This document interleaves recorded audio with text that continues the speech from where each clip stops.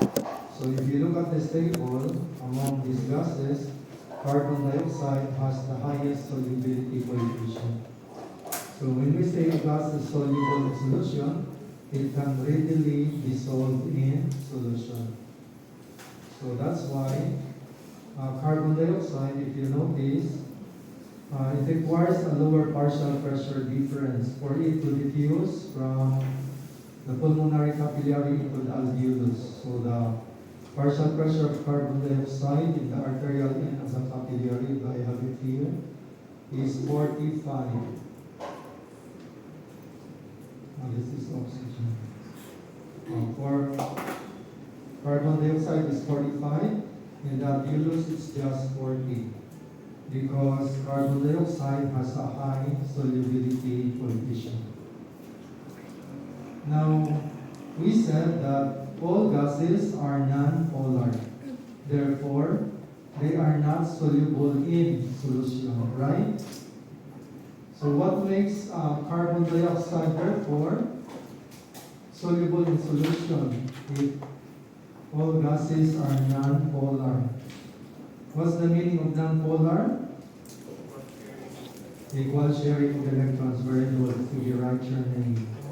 And if there is equal sharing of electrons between this carbon atom and these two oxygen atoms on either side of carbon dioxide, then neither will develop a charge, or no atom will acquire a charge.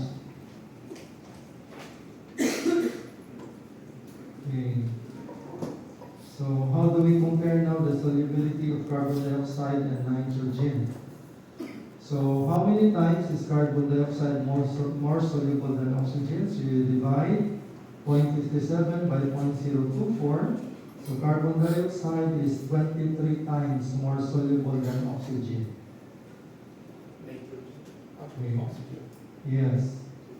If you compare carbon dioxide to nitrogen, then divide 0.57 by 0.012. So why carbon dioxide molecules dissolve better in liquid than both oxygen and nitrogen? So first, let's go back to oxygen. Why is it less soluble in solution? Because oxygen molecule is diatomic, composed of two oxygen atoms, and it has the same electronegativity value. So therefore, sharing of electrons will be equal. So neither atom will become charged. And the same with nitrogen. Your nitrogen gas, it is composed of two nitrogen atoms. So therefore, sharing of electrons will be equal. So just like oxygen, it will be less soluble in solution when compared to carbon dioxide.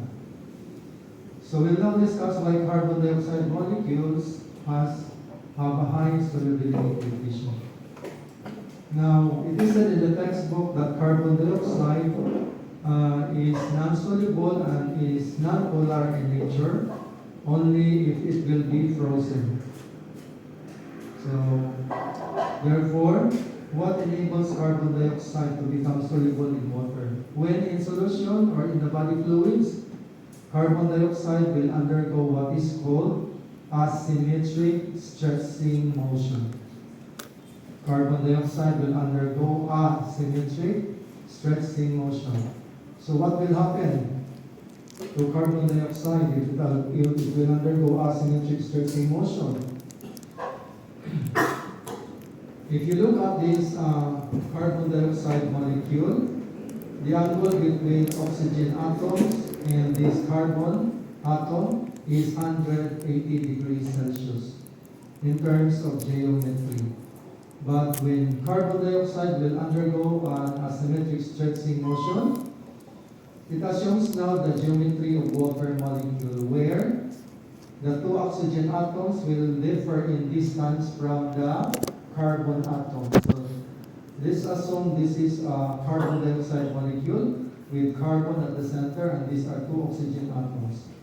So when carbon dioxide will undergo an asymmetric stretching motion, the distance of the two oxygen atoms will differ, and the angle becomes less than 180. And therefore, that will now cause unequal sharing of electrons between this carbon atom and this oxygen atom and this carbon atom and this oxygen atom, making oxygen atoms on either side, okay, negatively charged, while the carbon atom will become positively charged. So now, because it is polar, because of asymmetric stretching motion, it can now dissolve in solution. Okay? So that's the explanation.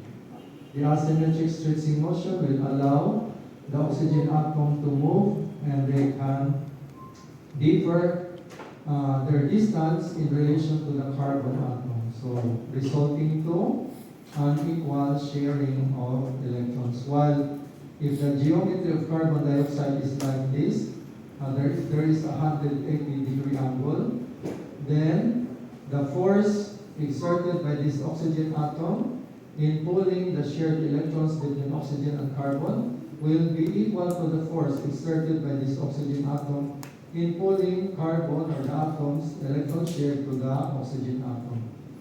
So there will be equal sharing of electrons. Now, what happens to the partial pressure of a gas like carbon dioxide, oxygen, and nitrogen when it dissolves in a fluid and becomes attracted or repelled by water molecules? So, oxygen and nitrogen, they are non-polar because of equal sharing of electron. Therefore, when they dissolve in solution, oxygen and alveolus diffusing into the plasma in the arterial end of the pulmonary capillary, the oxygen molecules do not become attracted to water molecule. Why? Because it is non-polar, while water molecules are polar. So there's no interaction between the two. But what about carbon dioxide? Okay? So when carbon dioxide dissolves in solution, because of the asymmetric stretching motion, it becomes polar. So it can become attracted or it can react with water molecules. Okay? So oxygen atom of carbon dioxide will react with the hydrogen atoms positively charged of the water molecule, while the carbon atom positively charged of carbon dioxide will react with the oxygen atom of the water molecule. So therefore, what will happen?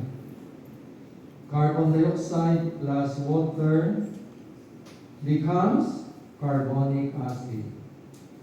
And carbonic acid now will dissociate into bicarbonate ions and hydrogen ions. So therefore, what happens to the partial pressure of carbon dioxide when it dissolves in solution in the plasma in the blood? Becomes high, becomes low. Okay, very good. Sige, write your name.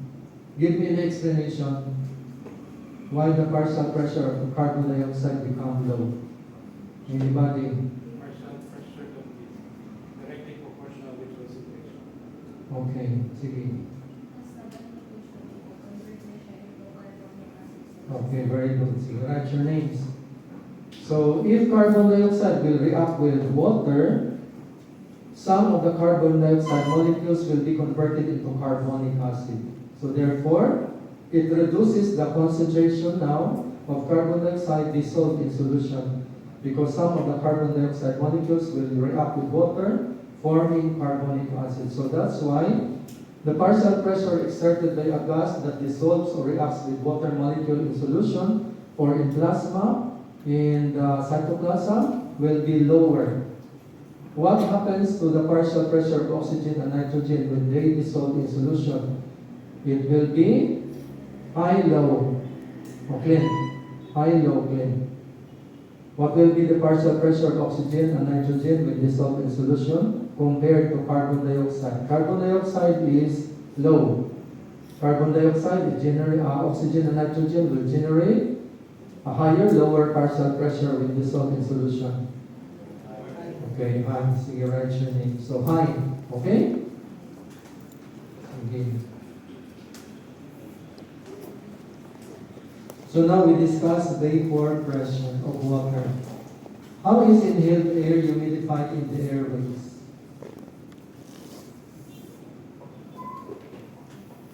What causes humidification of air as it passes through the airway? Rise your temperature of what? Sige. Sige na. What? Temperature of the... Sige, continue. Sige na. What temperature?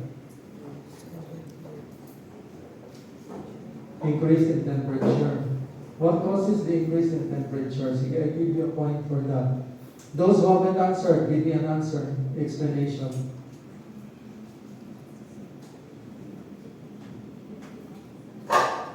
Sige, louder. Sige, okay. I'll give you a point for that, for saying the effect of a temperature. What's the entire explanation? Just like bodies of water found on the Earth's surface, when these bodies of water become exposed to sunlight, what will happen? The water molecules on the surface of the body of water on the Earth's atmosphere will move. Okay? So it increases motion of the water molecules when they are exposed to the heat of sunlight. And that causes increased motion or vibration of the water molecules, so that some of the water molecules on the surface, okay, can detach. There will be breaking of hydrogen bonds, linking water molecules to one another, and they will now evaporate in the form of gas. Water, okay,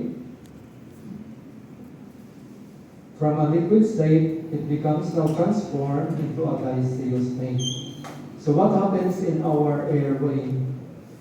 What generates the heat that will cause humidification of the air passing through the airway? Sige, louder. Sige, body temperature. We are in the airway. What will generate the heat that will cause humidification of the air passing through the airway?